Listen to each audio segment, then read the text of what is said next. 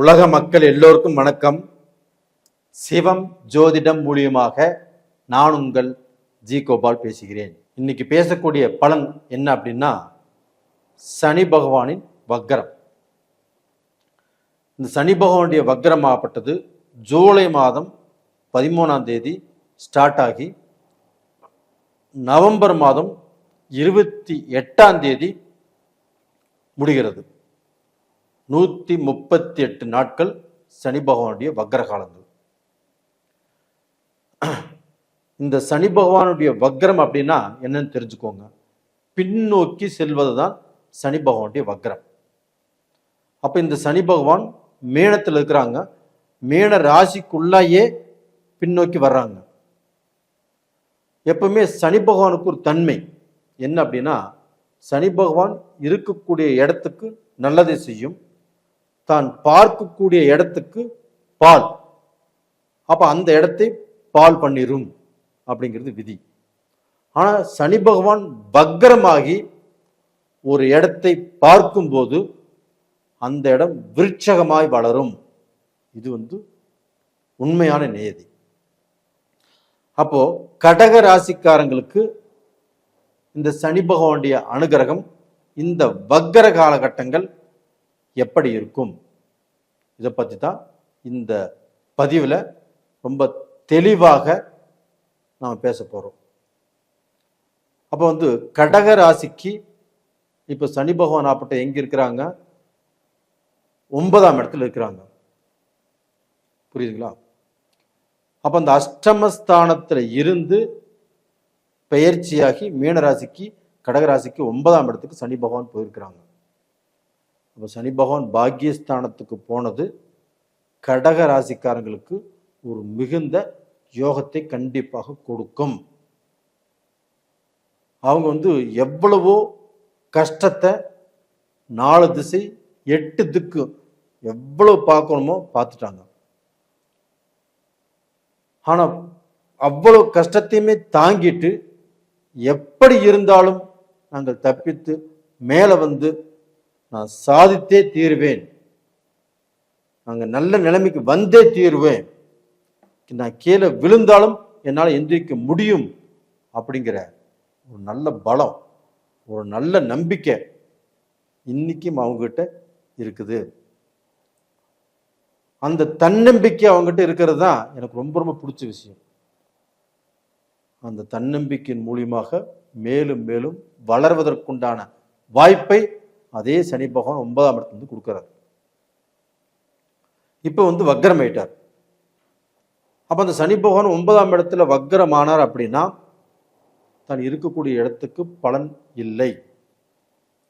அப்போ தன்னுடைய தொழிலை கெடுப்பாரு, உறவு முறைகளை கெடுப்பாரு, தனக்கு வரக்கூடிய லாபத்தை கெடுப்பாரு, தனக்கு வெளிநாட்டு பயணத்தை கெடுப்பாரு, தன்னுடைய குழந்தைகள் மூலியமாக நிம்மதியை கெடுப்பாரு, குடும்ப சந்தோஷத்தையும் கண்டிப்பாக கெடுப்பார்.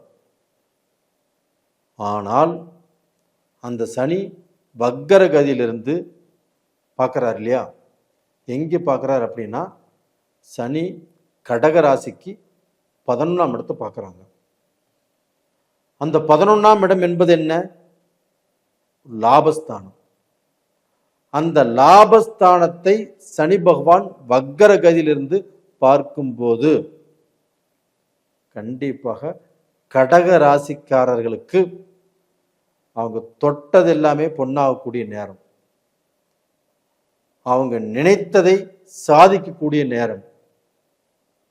அவங்க வெளிநாடு போகணும்னு நினைச்சாங்களா? கண்டிப்பாக போக முடியும். ஒரு தொழில் ஆரம்பிக்க நினைக்கிறாங்களா?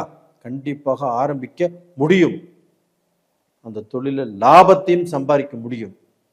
அந்த தொழிலை கஷ்டப்பட்டு செஞ்சு அவங்க என்ன நினைச்சு உழைக்கிறாங்களோ அந்த உழைப்பும், அவங்க என்ன நினைக்கிறாங்களோ அதற்குண்டான வெகுமதியும் அவங்களுக்கு இந்த பீரியட்ல கிடைக்க போகிறது. லாபஸ்தானங்க. அந்த லாபஸ்தானத்தை சனி பகவான் வக்ரகதியிலிருந்து பார்ப்பதே ஒரு அற்புதமான யோகம் கடகராசிக்காரங்களுக்கு. கடகராசிக்காரங்களுக்கு இவ்வளவு பெரிய யோகம் கிடைக்குது அப்படின்னா ஃபர்ஸ்ட் சந்தோஷப்படக்கூடிய நபர் நானாகத்தான் இருப்பேன். ஏன்னு சொல்றேன்னா, அவங்க படக்கூடிய கஷ்டத்தை அவ்வளவு கஷ்டத்தையும் நான் பார்த்துருக்கிறேன். அந்த கஷ்டத்திலிருந்து பெருமூச்சு விடக்கூடிய அளவுக்கு ஒரு நல்ல நேரத்தை தான் அவங்களுக்கு இப்ப நான் பார்க்கிறேன். அற்புதங்க, அருமைங்க. கடகராசிக்காரங்களே, கண்டிப்பாக உங்க வாழ்நாளில் இது ஒரு வசந்தமான டைம். நீங்க நல்ல பொசிஷனுக்கு வரப்போறீங்க, ஒரு நல்ல நிலைக்கு வரப்போறீங்க, இது உறுதி. இது போக அதே பாத்தீங்கன்னா சனி பகவான் கடகராசிக்கு 3ஆம் இடத்தையுமே பார்க்கிறார், 7ஆம் பார்வையாக. இது அதை விட டாப்புங்க. 3ஆம் இடம் என்பது என்ன? நீங்க முயற்சி பண்ணக்கூடிய காரியங்கள். நீங்க ஒரு காரியத்தை செய்யணும்னு ஒரு விஷயத்தில் இறங்குறீங்கன்னா அந்த காரியத்தை சக்சஸ் பண்ணியே தீருவீங்க. இதனால வரைக்கும் ஓடி ஓடி உழைச்சிங்க, எதுவுமே ஒட்டல. இப்ப பெண்டிங் இருந்த உங்களுக்கு அந்த காரியங்கள், நீங்க தூக்கி போட்ட அந்த ஃபைல், நீங்க வேண்டான்னு விட்ட அந்த தொழில், இப்ப போய் முயற்சி பண்ணுங்க, கண்டிப்பாக அதில் நல்ல நிலைமைக்கு வருவீங்க. உங்களுக்கு பார்த்தீங்கன்னா உங்களுக்கே ஒரு தெம்பு, ஒரு தைரியம், நான் சம்பாதிக்க முடியும், என்னால் சாதிக்க முடியும், நல்ல பொசிஷனுக்கு நான் வந்தே தீருவேன் அப்படிங்கிற முயற்சியில பாடுபடுவீங்க.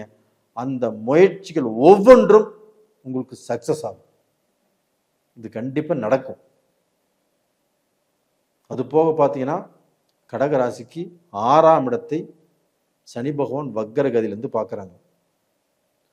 6ஆம் இடத்தை பார்க்கும்போது கடகராசிக்காரங்களுக்கு கடன் இல்லை.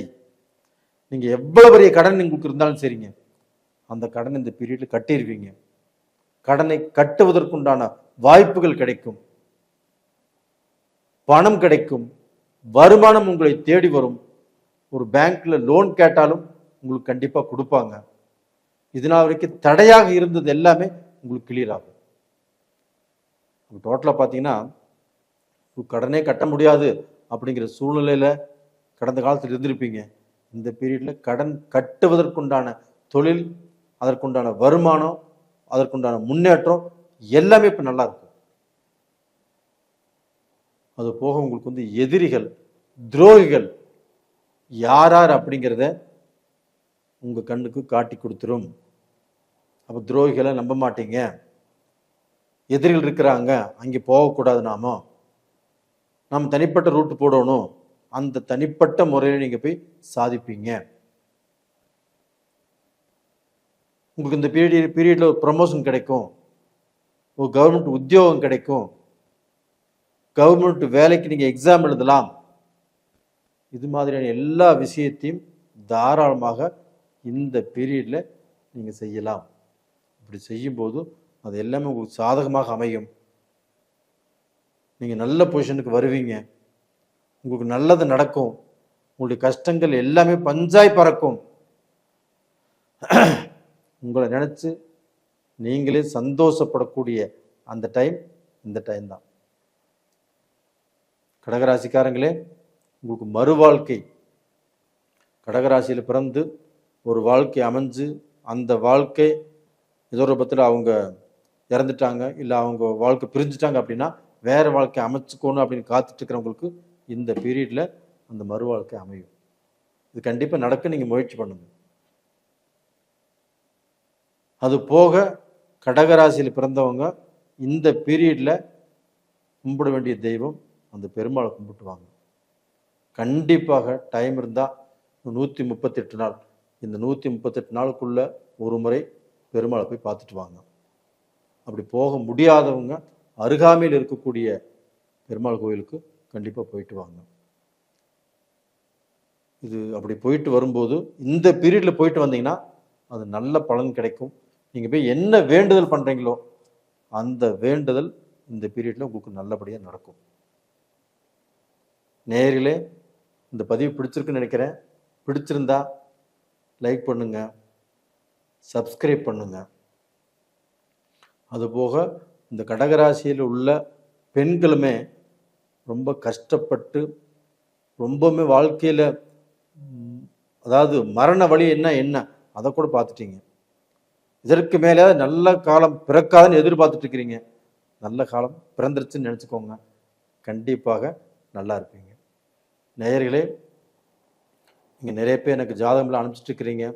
உங்கள் எல்லாத்துக்குமே என்னுடைய மனமார்ந்த நன்றிகளும் கூட. உங்கள் எல்லாத்துக்குமே ஜாதகம் பார்த்து சொல்கிறேன். ஒரு 15 நாள் ஆகும். கொஞ்சம் பொறுமை காத்து ஜாதகத்தையெல்லாம் பார்த்துக்கோங்க. ரொம்பவுமே அர்ஜெண்ட்டாக இருக்கிறவங்க ஏதாவது பக்கத்தில் அருகாமையில் இருக்கக்கூடிய ஜோசியரை பாருங்கள், ஒன்றும் தப்பு இல்லை.